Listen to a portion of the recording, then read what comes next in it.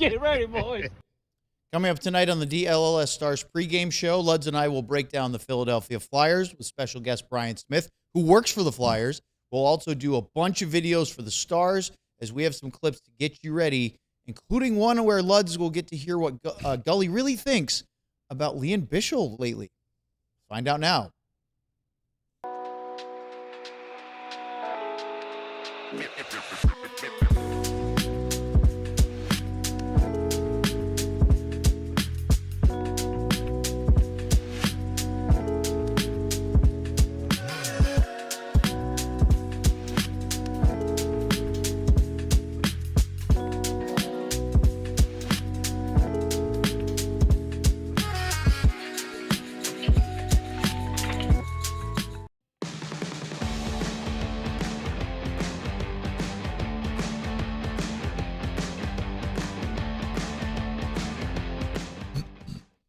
This is the DLLS Stars Pregame Show, live here from our lounge studios in downtown Dallas. We have Craig Ludwig. I'm Owen Newkirk. We have our producer, Ryan Vladar. Before we get into tonight's game, let's remind everybody that has been watching, or maybe you're new to the broadcast, about our new DLLS Face-Off collection. 2 new T-shirts, the hockey-specific versions that are right there. Look at them. They're great. We have sold very well. There's still a few available. If you want to get them, go to alldlls.com. Don't forget, if you're a DLLS diehard, you get 20% off all merchandise. All right. Before we bring on Brian, and Ryan will let me know as soon as he connects, because we're going to talk to Brian Smith from the Flyers, let's talk about how important this weekend is, Luds, because this is Hall of Fame weekend. So we just talked about Razor going to the Hockey Hall of Fame. Now it's Dallas Stars Hall of Fame weekend. Joe Nieuwendyk, Ralph Strangis will be officially inducted tomorrow night in their big annual ceremony. But tonight they will be meeting with the media about 30 minutes before. So about 15 minutes from now, I think Abby from our DLS staff is going to be over there listening to that. And then they're going to do a ceremonial puck drop before this game gets started as part of this big weekend. I expect Ralphie to do that interview and probably talk halfway through the first period. So this will be his opportunity to get on here and let her go. So, yeah, I mean, obviously 2 guys. I mean, I can speak more about Joe. We all know Ralphie. I mean, it was kind of a no-brainer. Yep. But, you know, Joe's multi-Stanley Cups and what he did right from – he came right out of college. I remember that. And I played against him. I think it was the first year we won the Cup against Calgary, as a matter of fact. I think he was a rookie and he just came from college. And that might have been when I broke his wrist. But he was standing in front of the net. He talks about it till today.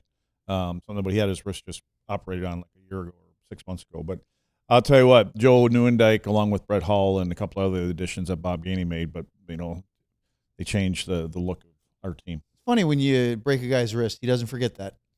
Well, it was Well, actually, what happened was he came into the alumni room a few months ago. It was now, and I thought he was coming in to skate, and he kind of sat down at the table and he had this cast on. I said, What happened to you? I said, not like you're doing much. And he goes, Lads, I just got it fixed after all these years of you breaking it back in my whatever year it was. And I said, I had no idea I did that. Sorry, Joe. That's wild, right? That he played with that thing bothering him for that long. Yeah, and, you know, Joe played with missing both. I don't know which one it is, ACLs or MCLs. I mean, he had brace. I mean, the dude played through everything. Yeah. And again, then goes to Jersey and wins and everything else. So it was funny because the way I said that was, I beat Joe in one Cup final. He beat me in one Cup final. We won in Calgary. Then Joe beat us with the Calgary Flames in Montreal. Mm-hmm. And then we won one together. Pretty cool. Yeah. And everybody says if he doesn't get hurt in 98, you guys probably win that one. Yeah. And then you're going 99 for back-to-back. Yeah. So pretty close. And you got to the final the year after that. Very, very close. All right. Let's talk a little bit about this lineup here tonight for the Stars Bloods, because we will be waiting to see if Thomas Harley's going to play or not. He did not skate again this morning. This is becoming a bit of a habit now of not being part of the morning skate, being a game time decision, but still playing. We kind of started suspecting that maybe there's something behind this lingering, nagging injury he's dealing with as to why we haven't seen him look like Thomas Harley as much in the early part of the season. Yeah, I thought you were going to say behind his play. Yes. And this would make sense because he hasn't looked the same guy he finished the year and what he did last year. So, it's just there's been little things, nothing that you got to call home about, but it's just not the same Thomas Harley. And unfortunately, when it kind of started to turn for me was right after he signed the contract. And then you start thinking, oh, okay, you got the money now. And that's not what the case is with him. He's not like that anyway. So, hopefully it's just something that if he needs to take some time and get it right, then do that now. This is the proper time of the year to do that, as much as everybody wants to play. But don't let this thing linger on. Next thing you know, you still got it in the 40, 50 game mark, and you're not 100% 40 games later. So Jake Oettinger will start in goal. If Harley can't go, Kyle Capobianco, Coco Cabana, will play. That's the way the morning skate went. He was on that pairing. He was on the second power play unit where Harley ordinarily would be. One thing was really interesting was, you remember last week when after hearing some stuff from Sam reporting about Ben and Duchesne, I looked at you guys and said, I have a hunch Jamie's closer than Matt Duchesne. Well, guess what? Today, Gully said Jamie's closer than Matt Duchesne, to the point where he even almost considered having him play today, but said it wouldn't be fair to him because he's not ready. He doesn't want Jamie to sort of tiptoe into the water. He wants him to be able to dive in and compete. He goes, Jamie, he'll push through that stuff, but I need to make sure his conditioning is where it needs to be. Yeah, for sure on the conditioning side of things, but I also think it's about the physical side of things. If Jamie's going to be an effective player, he has to have confidence that injury is, dead and gone. Yep. And so he's got to be able to play that game there. Yeah, when it comes to Matt Duchesne, I think anytime that you have, above the shoulder injury is what obviously we expect it is, that you just never know, and it's unfortunate for the team and especially for Matt. Yeah, we'll talk more about that in a minute, but we have our guest ready for us. There he is, Brian Smith. He is a United Hockey League survivor, if you read his Twitter handle. I also can make that claim, although you were in Flint, Michigan, so I think you had it harder than I did. Brian, first of all, thanks for joining us tonight. Thanks for having us. Where are you guys hiding? Where's that room? Is that here somewhere? No, we're right above a bar. 5 blocks away. I will be over there shortly. Good stuff. Good stuff. So you guys played last night in St. Louis. Yeah. It was a wild game. From everything that I saw, it seemed like you guys survived not the greatest goaltending from Samuel Ersson. I know Dan Vladar expecting to start tonight. Any other lineup changes expected besides in goal?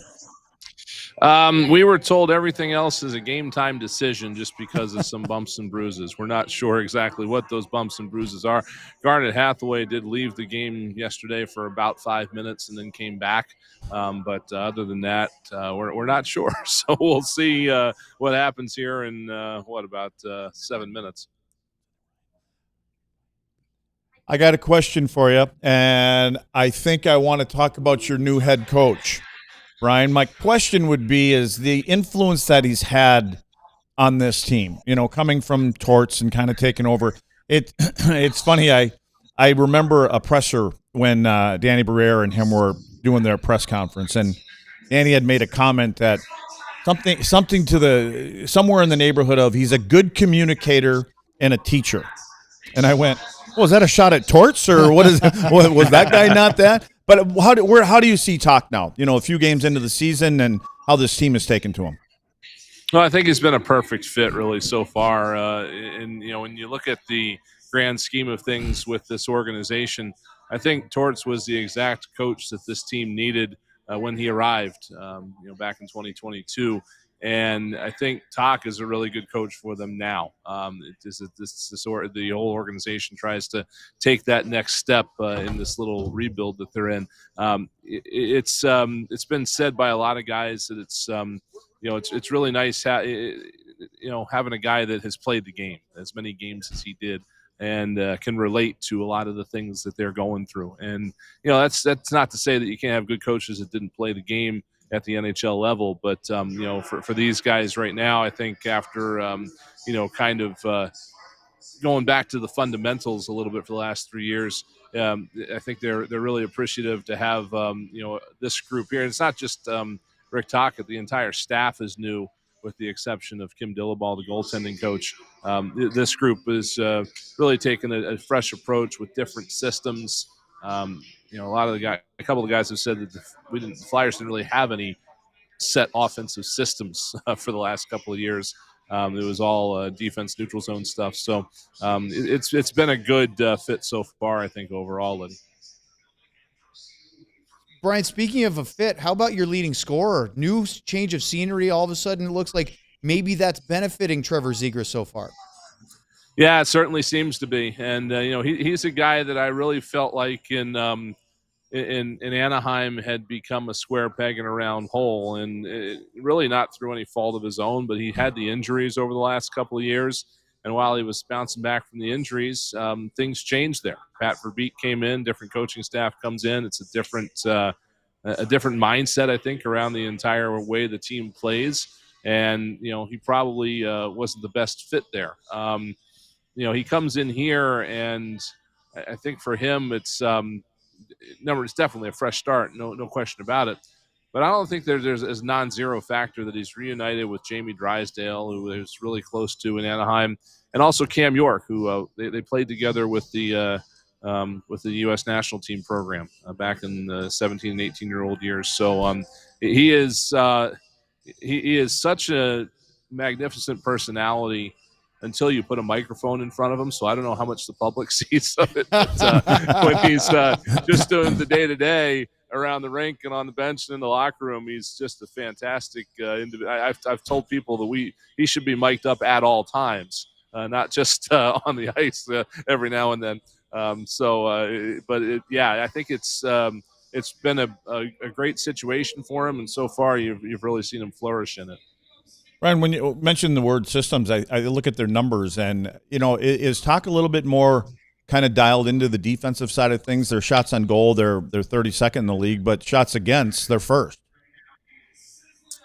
Well, the last coaching staff, that's all they were dialed into was defense. When that group came in that first year, I don't even think I saw the Flyers work on the power play until December. It was all defense from day one, and that was the big thing, was that team needed to learn how to defend. So I think you've seen the fundamentals from the last few years now be kind of showcased a little bit by the new coaching staff. And, that was the other thing that was uncharacteristic about the St. Louis game, was the number of chances in the high danger areas that this team has let up, because they've done a great job all year long at keeping everybody to the outside, and have really limited the things that Dan Vladar and Sam Emerson have had to deal with. Brian, I know you have a pregame show to get ready for in a couple minutes, so thank you very much for squeezing us in briefly, but it's great to have you on. We'll do it again soon. Thanks again, and I'll see you in about half an hour or so. Thanks, Brian. All right, guys. Good to see you. Thanks for having me. There is Brian Smith, who's the Flyers Director of Broadcasting and Content, does a lot for their radio broadcast, pre-post, in the locker room. You hear him in those scrums interviewing. He had to interview Torts a ton. And when you have a guy like John Tortorella, and then you go to Rick Tocchet, as far as Torts actually gets great answers sometimes, but Rick Tocchet is probably a little easier day-to-day to deal with in those. Yeah, I look at it differently. I think Torts always gives great answers when he's in a good mood, and then when he's not, because they're usually one or two words. Very entertaining, I'll give you that. Yeah, I'm always curious about the room. The guys that have been there with Torts, and then you get a guy like Tocchet who is a hard guy. I mean, he played hard and he coaches hard, and he wants guys to be accountable. So doesn't Tocchet just scream a Flyer? The way he plays, the style, the way they want to play. We said it the other, a couple months ago in the offseason. If not for Rod Brindamore, Rick Tocchet seems like the only other guy that Philly would want to have. Yeah, and I think the fans wanted that too. And I think that when they're looking for a coach, and when he was available, to me, it's probably the first one that they wanted to knock on the door, because of the fans and bringing him back. Especially, back in the day, it was never fun to play against the Flyers, and when it was the Spectrum, when we were in there. It's very similar to the Chicago Blackhawks in that barn, but it was you knew you were in for a rough night and a heavy night. And it's just what their MO was, and Tocchet's the perfect guy if they want to get back on track. Even though in today's game, that doesn't happen as much. Brian, throw up the Flyers roster, their forward group. As I said, Ryan and Brian. When Brian spoke, he said that there's some game time decisions. So there's a chance, because Tocchet about an hour and a half ago did say that Nikita Grebenkin, who's a young forward, could come in the lineup, but we don't know who might come out. As you watch this team, as you get prepared for this game tonight, Luds, obviously Owen Tippett is hot and cold, but we know how fast and dangerous he can be when he's on, and Zegras has been great for them so far. What's your take on Michkov here in year two? Michkov, to me, and I would have asked if we had more time, what Brian has seen there, because he's got 4 goals right now. Last year he had 26 goals, and that's under Torts. And Torts was hard on him, and he sat him down a couple times, and he didn't play sometimes, but he had a way to just fall short in his first of 30 goals in his first year. So it's surprising to me right now he's only has 4 goals because, he's a highlight reel at times too, And you talk about Zegras, and the other guy, my favorite player on that team is probably Konechny. I just think that he embodies, it's the way he plays. I mean, you know what? Some of you guys, and I think we got a fan base here, remember Brendan Morrow. Of course. There's a lot of Brendan Morrow in him. Again, you got to get a lot closer to Minnie than what Konechny is right now. But there's some of those same characteristics. The way he is, the way he plays the game, he approaches it. He's a heavy guy. He goes to the front of the net, very similar to Brendan.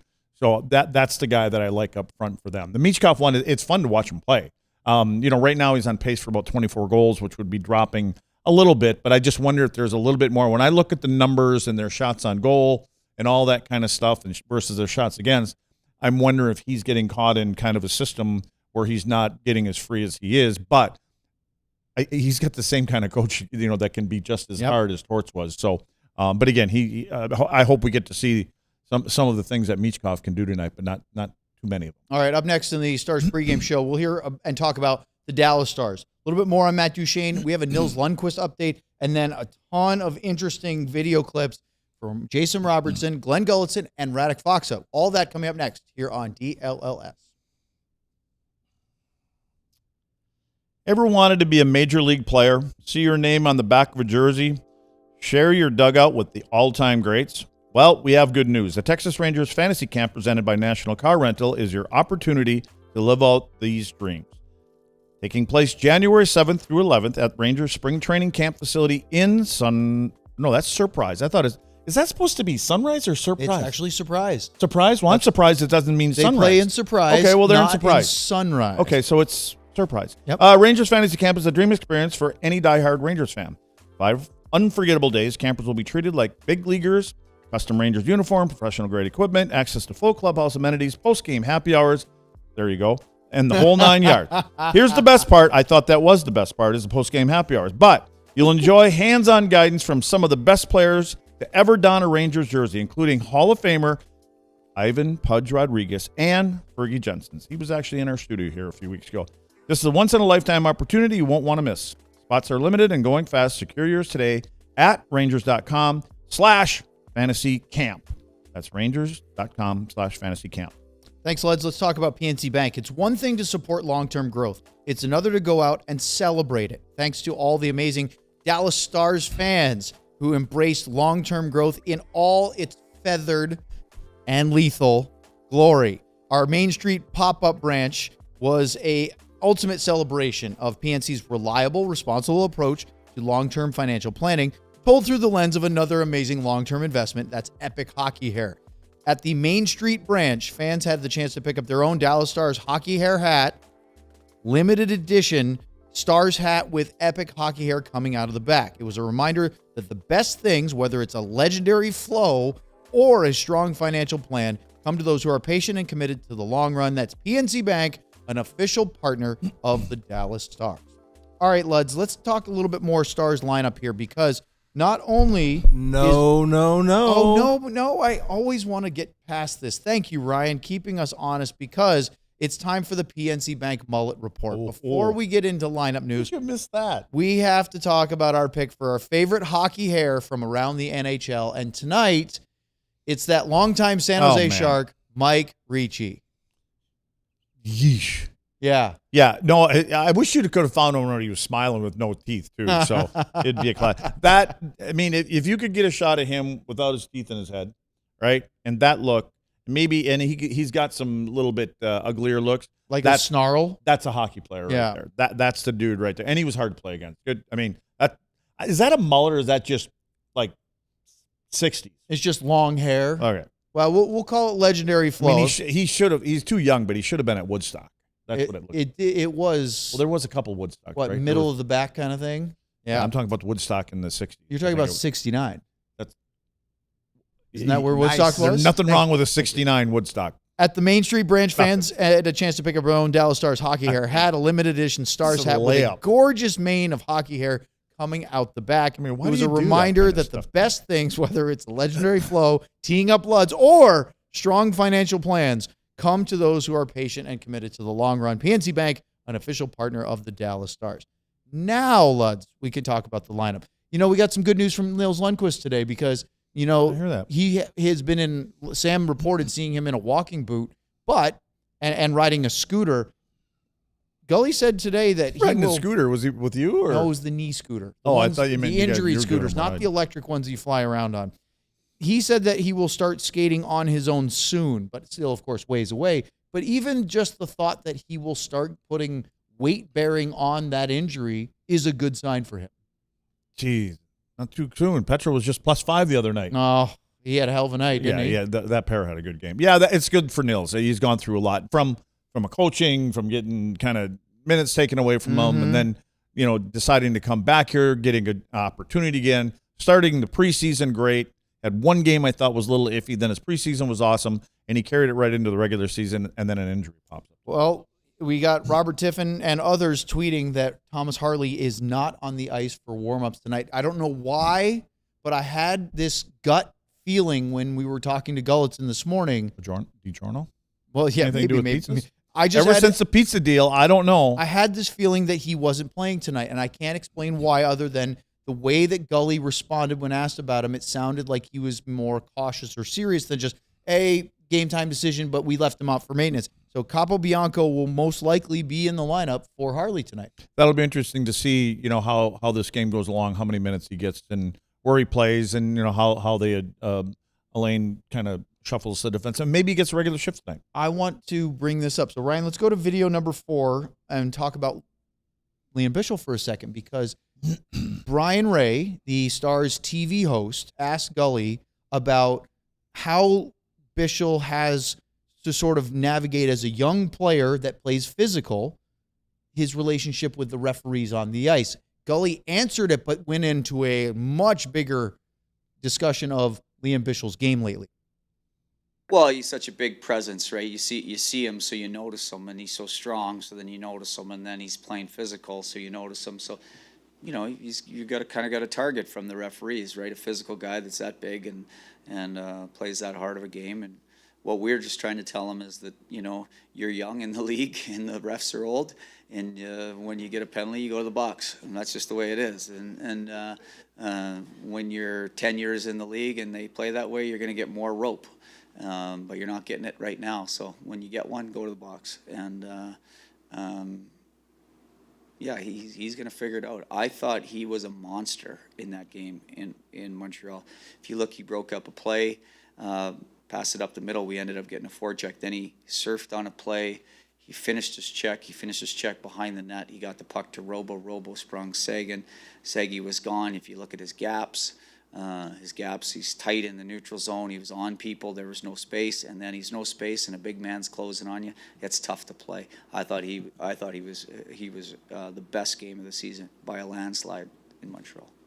How about that from your head coach? Remember that video we did, Ryan? That's how we started that video, with a circle around that big man. That was a big circle. Mm-hmm. No, you know what? In a lot of the game, not that I don't. It sounds the wrong way to say that you don't really notice him that much, because he was just making the right plays. I said in the beginning of this year, the first few games, not just Liam, a lot of guys were kind of standing around and were kind of unsure where they were supposed to be, and he didn't look right. Yeah. He didn't seem right. He looked like he was thinking. That's the problem, is when we're big and dumb, we're not supposed to think. I'm not saying that Bichel is. I'm speaking for myself. But, yeah, I just react. And so I think, especially for a young guy, he wants to make the right plays all the time. He's comfortable with his partner. We know that.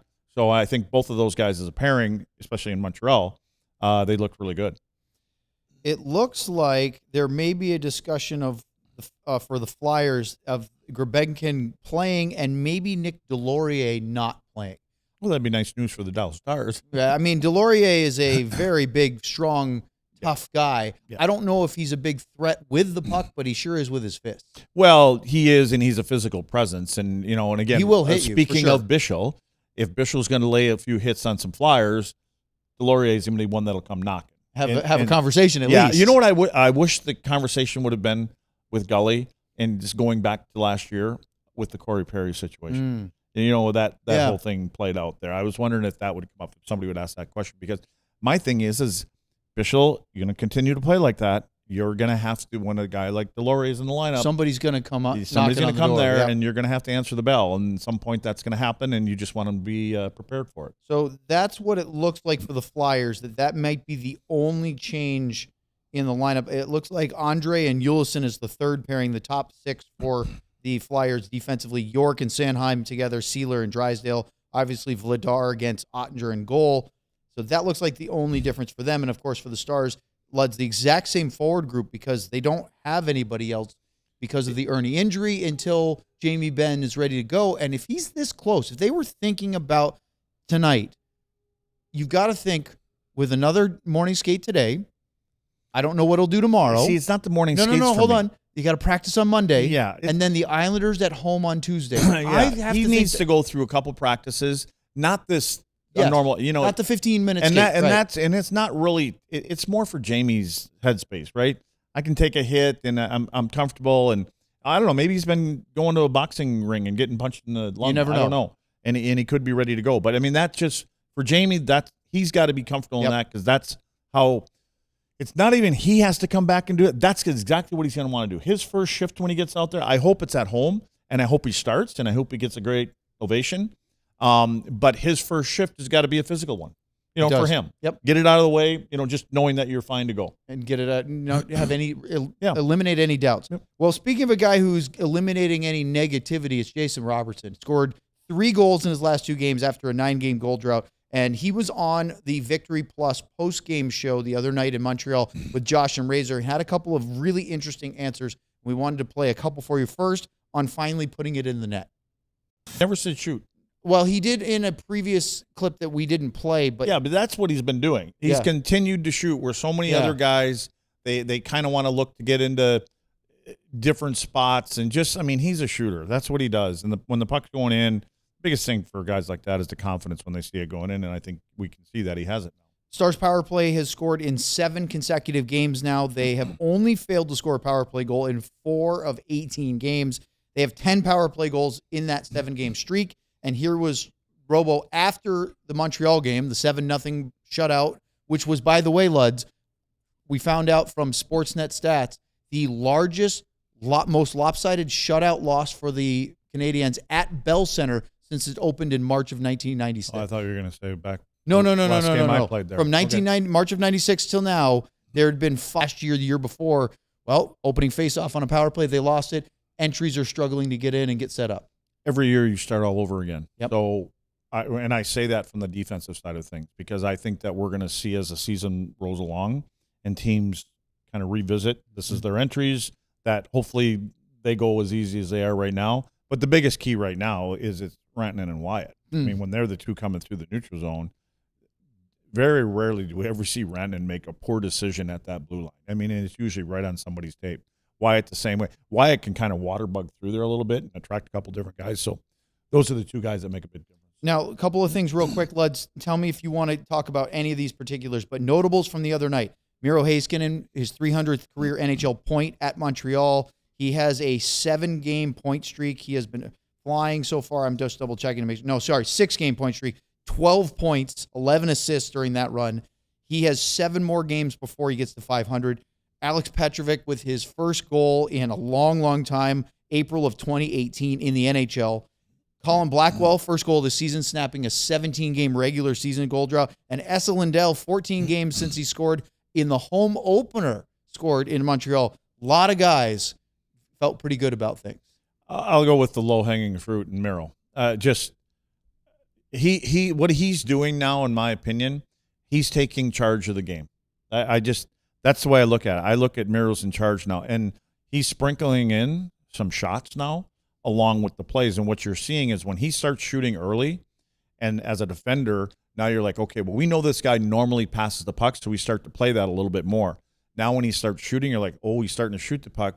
Now I start to get into a shooting lane, then something else opens up. And we've seen that a couple times now where Miro gets a couple early shots, and then he starts to distribute from there. Go ahead, Ryan. Bing bong. We have a super chat, and it is from Burned Oils with a Darian Hatcher year after the cup. I hope Luds feels sorry for breaking that. What'd you break? Yeah, he's like, Oh, Lud's. No, I don't feel sorry. I didn't feel sorry for him at all.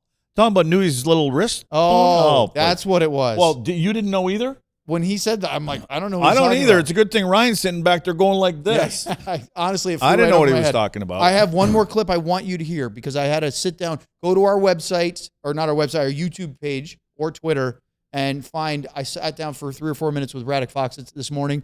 Great conversation with him. The one clip I wanted to share was I asked him about the penalty kill. They were perfect over the last 3 games after a pretty shaky start to the season.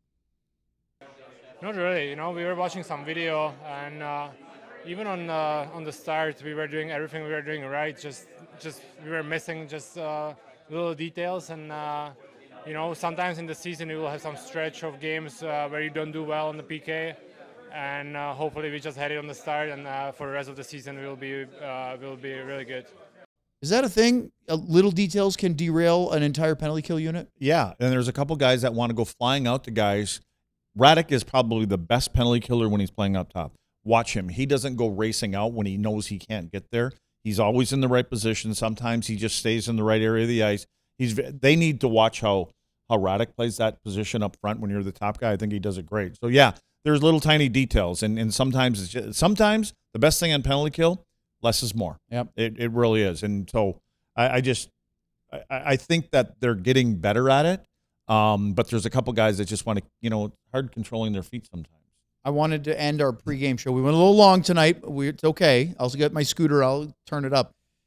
Yesterday's show, great show. Luds had to leave about halfway through. But I went, for whatever reason, when I opened my computer, I got to the house, I still had the show up on YouTube like we do sometimes so we can read the chat or whatever. And people can not only have the chat, but they can also make comments down on your videos. I'm sure there's something coming up here. Oh, yeah. Okay. You got to see this. So I snapped a little screenshot. Look at the handle of the commenter who said, I love y'all. It says Craig's Buttwig. And that made me laugh so hard. I go, we've got to share that on the pregame show. That's somebody that's a fan, a supporters club member and of it's our not show. a mistake because there's 2 T's in butt. And it's actually they're a fan. That's basically you're saying I'm wearing an ass hat. That's pretty much what that is. That's what that is. So there you have it. A perfect Okay. way to end the pregame show. I don't know if you feel that there's a result to be had, but No. for Brian Good Smith one. joining us from the Flyers, for our producer Ryan Voders, for Craig Ludwig, I'm Owen Newkirk. We will see you post-game after tonight's Stars-Flyers game. I believe they are going to crush these guys. We all silly like the mayor.